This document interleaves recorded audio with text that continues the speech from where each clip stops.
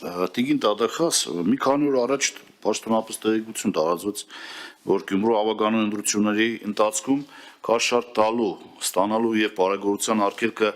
խախտելու մեջ մեղադրվող 4 անձի վերաբերյալ 2 քրեական վարույթներ ուղարկվել են դատարան։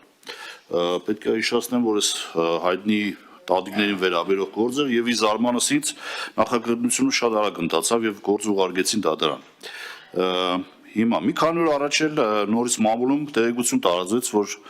Գյումրու ընտրությունների ժամանակ քաղաքացիական պայմանագիր կուսակցության օգտին քվեներ ապահովելու համար Հայաստանում հայտնի բուկմեկերական ընկերություններից մեկը գումարներ է փոխանցել Հայաստանի Գյումրու քաղաքացիներին քվեներ ապահովելու համար։ Խնդրեմ, ունեք դուք որոշակի տեղեկություն սրա վերաբերյալ կամ բարձրաբանումներ։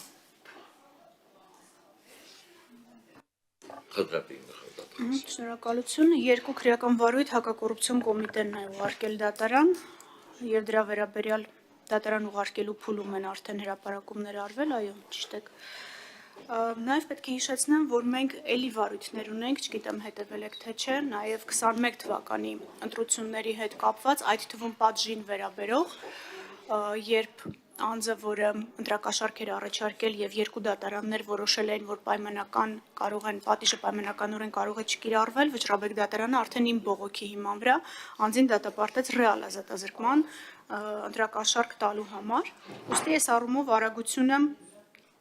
նորություն չի, քանի որ այն բոլոր ապացույցները, որոնք պետք է ձեռք բերվեն, ձեռք են բերվում հենց այդ ընտրական գործընթացի փուլում եւ հետո դրանց գնահատականը որպես կանոն երկար ժամանակ չի պահանջում, ձեր նշած 3-րդ դեպքը ինձ անծանոթ է, չեմ կարող պատասխանել, ամեն դեպքում նման վարույթ իմ հսկողության կամ վերահսկողության ներքո դեռ չի հայտնվել, լրացուցիչ պետք է ճշտեմ, որ կարողանամ ձեր հարցին պատասխանել։ Կա բազմաթիվ են հրաբարակումներ մամուլում, կոնկրետ բուկմեկերական ընկերությունների հետ կապված, խնդրեմ անպայման ուսումնասիրեք այդ հարցը։